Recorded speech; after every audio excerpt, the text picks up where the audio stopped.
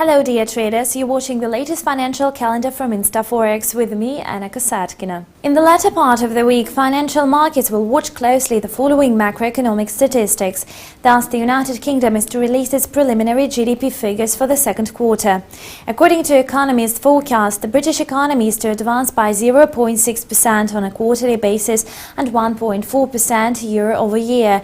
In the first quarter of 2013, Great Britain's GDP grew by 0.3%. After falling by 0.3% in the final quarter of 2012. Note that consumer spending rose by 0.1% in the reporting period, while government expenditures remained unchanged. Investments decreased by 0.8% for the second quarter in a row. Annually, British economy increased by 0.6% in January-March this year. Meanwhile, the US durable goods orders data for June is to be unveiled. The indicator's growth is seen to ease to 1.1% month-on-month in the reporting period.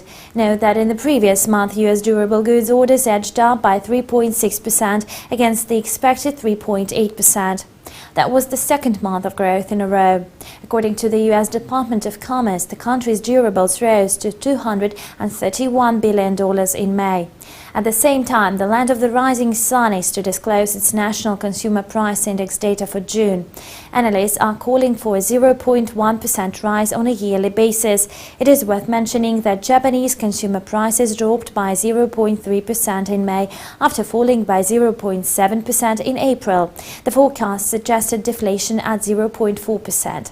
Consumer prices, excluding food and energy ones, improved to minus 0.4% in May from minus 0.6% in April. This was the latest financial calendar prepared for you by our ИнстаФорекс team. Thank you and goodbye.